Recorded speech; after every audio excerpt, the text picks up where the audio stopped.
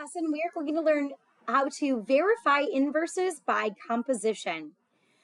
So let's go ahead and talk about inverses. What we know about inverses is that if we flip-flop the x and y values, we can come up with the inverse function. We also know that we can solve it algebraically. We can also solve it graphically. But one of the really cool things about inverses is that they have a very special relationship. And that special relationship is that if you know that f and g are inverse functions of each other, then that means that if you were to compose f and g, meaning you were to substitute the g function into the f function and get the answer of x, the same is also true if you put the f function inside of the g function. Both are going to result in the answer of x. Now, in order to show that they are inverses of each other, both compositions must equal x. So this is where we're going to substitute one function into another function, and we're going to show that they both ways will end up equaling x. So all of your operations will cancel out and you will be just left with the variable. Now, it doesn't have to be functions f and g don't have to just be g. G could also be denoted by f inverse of x. So it does not have to be a specific letter. It's just that they might give you two different functions and you might have to either verify or make a decision. So that's what we're going to see in this first example. So we're going to call this example number 1 instead of example number 2. And it says verify that f of x is equal to 4x plus 2 and g of x, which is equal to 1/4 x minus 1/2, are inverses of each other. And essentially, we're going to have to make sure that we show both compositions and show that they both end up equaling x. So that's what we're going to do in step number 1. So in step number 1, we have f of g of x. So let me make that a little bit clearer for us.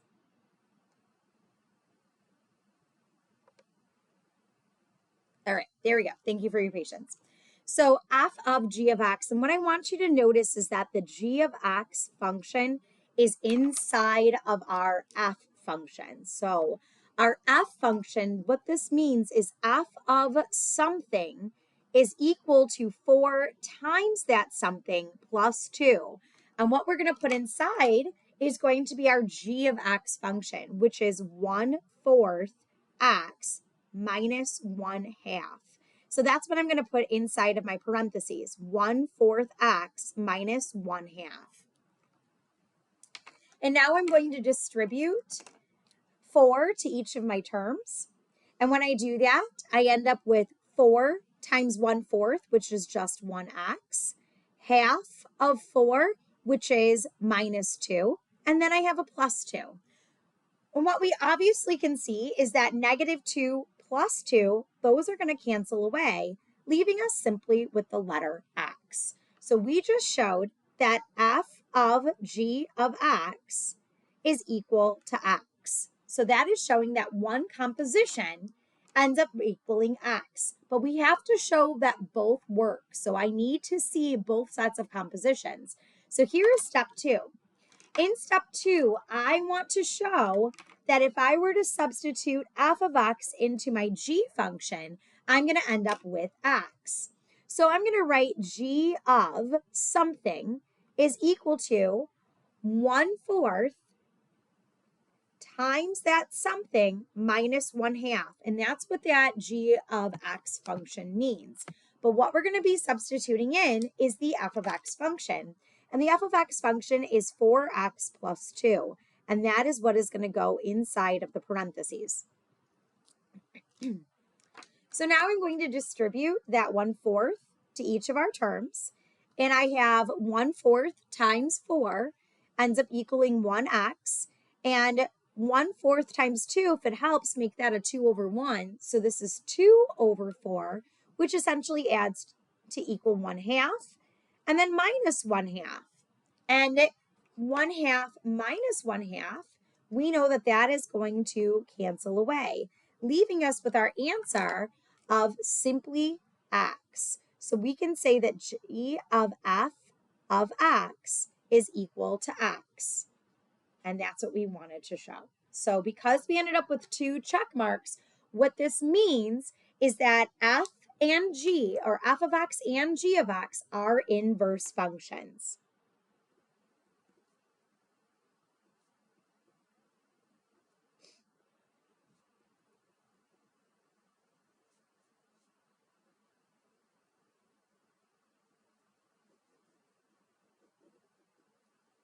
All right, so now let's go ahead and look at the team question. I think you could probably handle the team question on your own. So what I would like you to please do is I would like you to please verify that the functions are inverses of each other using composition. So please go ahead and pause the video. And when you are ready, go ahead and restart the video and we will see how well you did. All right, so for this team question, once again, we want to verify that the functions are indeed inverses of each other using compositions. Now, is it possible that you could just simply flip-flop x and y and show that you could end up getting this function? Absolutely. However, the skill that we're trying to have you do is using compositions to show that. So the first thing that you would recommend you do is identify what f of g of x is. And so that is going to be f of, and our g, well, I'm sorry, instead of g of x, you would make it f inverse of x, excuse me. So f of f inverse of x instead of g of x. Well, what this means is it means f of 1/7 x plus 4/7. This means this expression is going to be substituted into my f of x function. So 7 is going to be multiplied by 1/7 x plus 4/7. And then I'm going to write minus 4. And then I'm going to distribute that 1/7 to each term so that I end up with x plus 4 minus 4. And the 4 minus 4 cancels away, leaving us with x. So we have just shown that f of f inverse of x is indeed equal to x. So that is the first composition that we need to show. And now we need to show the second composition. So the second composition is we need to show that if we were to substitute f of x into our inverse function, we would end up with x as well. So I'm going to write 1/7, and I'm going to substitute in 7x minus 4. And then I'm going to write plus 4/7 on the outside. So this is f inverse of 7x minus 4 is what we're plugging in. And I'm going to distribute that 1/7 to each of my terms to make this x minus 4/7 plus 4/7.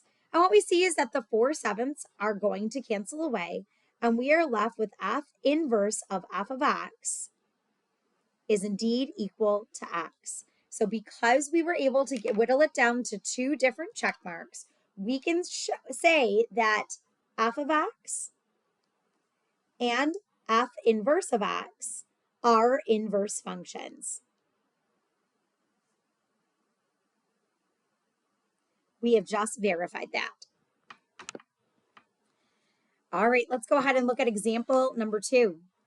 In example number 2, instead of asking us to verify, what this question is asking us to do is it's asking us to use composition to decide if the following functions are inverses or not. So therefore, what we need to do is this is either going to be a yes or it's going to be a no. So let's go ahead and start by figuring out what f of g of x is. So that means that I'm going to do f of, and our g of x function is 1/3 x minus 2. And I'm going to plug that into my f function, which is 3 times something plus 2. And that something that I'm going to plug in is 1/3 x minus 2. Make that clearer for us.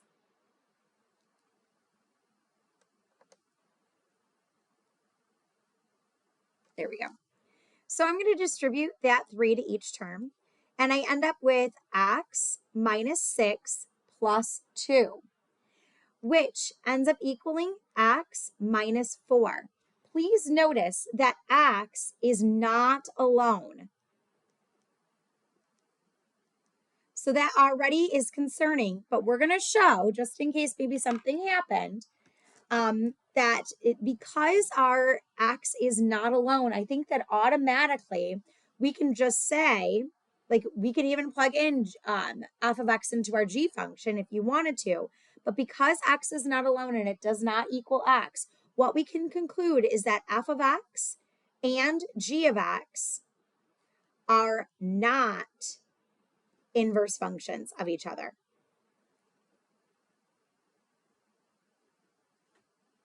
So technically, we do not need to keep going, but you could if you wanted to. But what you just end up seeing is that they don't end up equaling x. So let's go ahead and look at letter B. For letter B, I'm going to once again check out what f of g of x is. And this is basically f of my g of x function is 9 halves minus 18. 9 halves x minus 18. And I'm going to plug this into my f of x function, which is 2/9 times something plus 4. And what that something is it's going to be the 9 halves x minus 18. Well, when I distribute 2/9 to 9 halves, essentially the 2's cancel and the 9's cancel, leaving us with just x. And when I distribute right here, essentially this is like an 18 over 1. And so you can view it as 36 over 9 to make it a minus 4. Or you can, cancel the 9 and the 18 to make this 2 over 1, and 2 times 2 is 4. Whatever way you want to view it is perfectly fine. And then we have plus 4. And essentially this, we'll see that the 4's cancel away, leaving us with x. So we have just shown that f of g of x is indeed equal to x. But you must show both work. So I'm going to continue by doing g of f of x. So that is essentially g of 2/9 x plus 4. And my g function is 9 halves times something minus 18. And what's going to go inside is 2/9 x plus 4. And I'm going to distribute that to both of my terms inside. This becomes 18 over 18, which is 1x, plus 9 times 4 is 36, and 36 divided by 2 is 18. So you can make that a 4 over 1 if that helps you. And then we have a minus 18. The 18 minus 18 cancels away, leaving us with x. So we've just shown that g of f of x also equals x. And because we ended up with a double x situation, what we can say is that f of x and g of x are inverse functions of each other.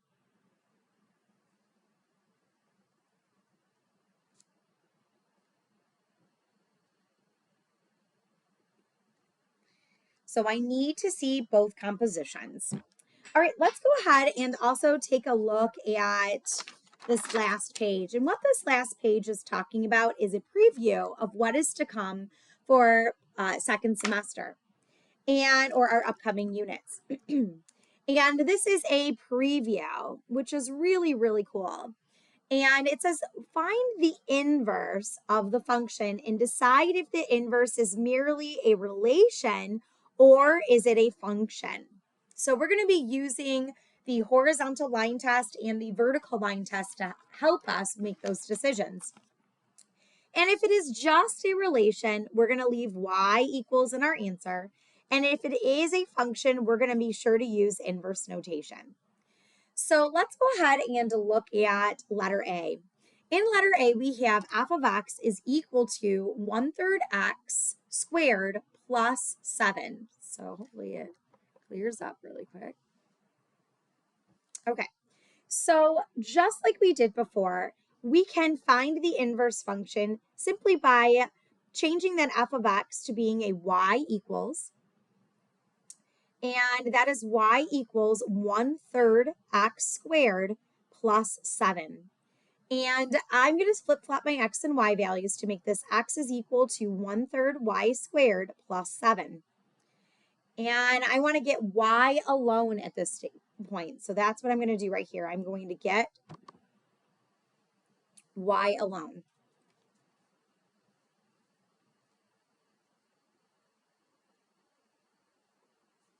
So I'm going to start by subtracting 7 on both sides.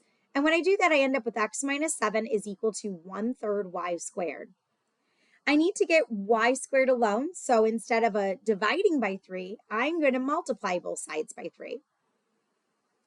When I do that, I end up with 3x minus 21 is equal to y squared. And now from here, I'm going to take the square root of both sides. And whenever you take the square root of both sides, you're going to end up with plus or minus the square root of 3x minus 21 is equal to y. And because of this plus or minus in front, because we have a plus or minus, this indicates that we have just a relation and not a function. And let's go ahead and look at that graphically as to your reason behind why. So I'm going to just say that this is our inverse relation function, or sorry, inverse relation equation. So let's talk about the y. So I'm going to go back up here and I'm going to sketch a really quick picture of what f of x is equal to 1/3 x squared plus 7 would look like. We would have a y-intercept at 0, 7, and our graph would kind of be wider and it would be pointing up. And so that is what this function looks like. And as we can see, it does not pass the horizontal line test, indicating that our inverse is not going to be a function. So I want you to see that if we were to graph this parabola on its side, we're going to have like a point that's going to be pointing on its side, and then we're going to have like this parabolic shape that's going to look something like this. And what we see is that it does not pass the vertical line test. And so therefore, we can conclude that our inverse is not going to be a function. And what I want you to notice is that we have a square root function. And a square root function looks like one piece of a parabola pointing on its side and another piece of its parabola pointing on its side. And when we are actually graphing square root functions for reals, it's going to be either one piece or it'll be the other piece of our parabola on its side. So we would need to have a domain restriction. And we're going to have an example like that in just a moment. Let's go ahead and look at letter B. For letter B, I'm going to rewrite g of x is equal to 4x cubed minus 5x as a y equals 4x cubed minus 5x, or minus 5, excuse me. And I'm going to flip-flop my x and y values so that I have x is equal to 4y cubed minus 5. And now I want to solve for y.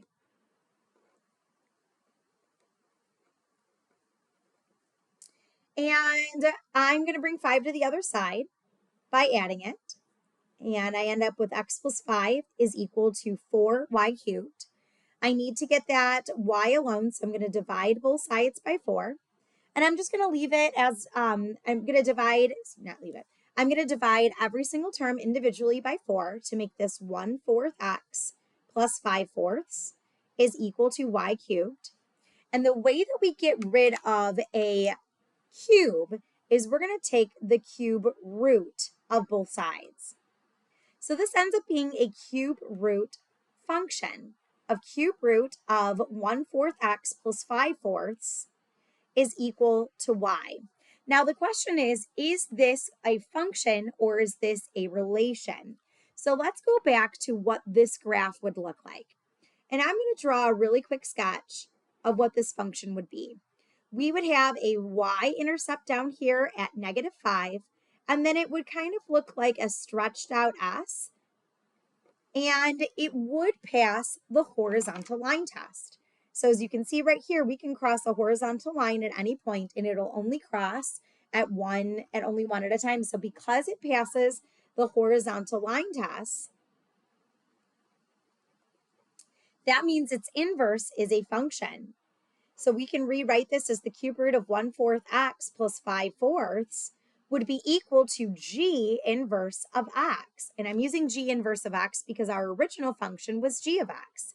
And just to give you a preview of what this graph would look like, is it would look like a sideways S that would be stretched out, and it'll look something like this. And as you can see, it'll pass the vertical line test, indicating that it is indeed a function. So we're going to be graphing these in Unit 5, which is our radicals unit.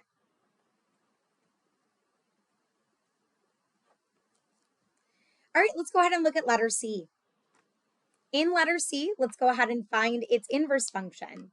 We have f of x is equal to x squared minus 3, and notice that we have a domain restriction for only values of x greater than or equal to 0, indicating that we are only working with the positive side of our graph. So if we think about with a quick sketch of what this function would look like, this function would have a y-intercept at -3, and it would be pointing up. And because we are only interested in values of x that are greater than or equal to 0, that means that the side of our function that we are interested in is just this side right here. We are not interested in the other side. And if we just focus on just that piece right here, which I'll resketch down below it, I want you to notice that this inverse is indeed a function because its inverse would be indeed a function because it passes the horizontal line test. It only would cross a horizontal line at one point. So let's go ahead and figure out what that actual graph would look like. So I'm going to go back here and I'm going to write y is equal to x squared minus 3. And I'm going to flip-flop my x and y values to make it x is equal to y squared minus 3. And just like before, we need to get y alone. So the way that we're going to get y alone is by adding 3 on both sides. We end up with x plus 3 is equal to y squared.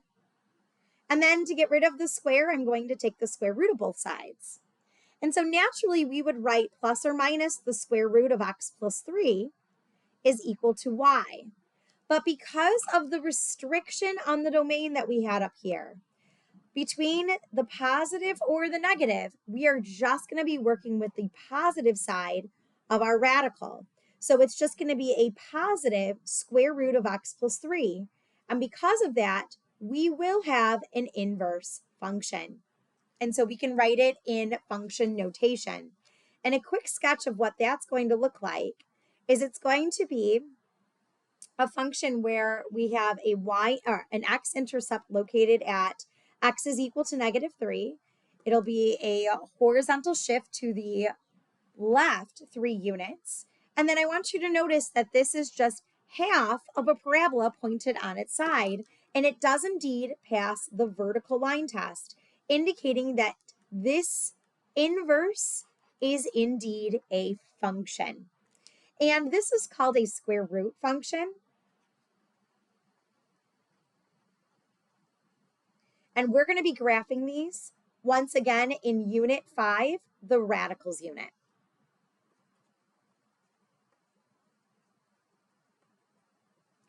So I also want to tell you that this function up here, I forgot to mention, this function is referred to as a cube root function.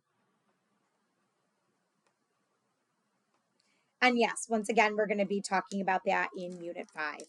So that is the end of our video lesson. If you have any questions over anything that I talked about today, please feel free to email me. Otherwise, I hope you have a wonderful day.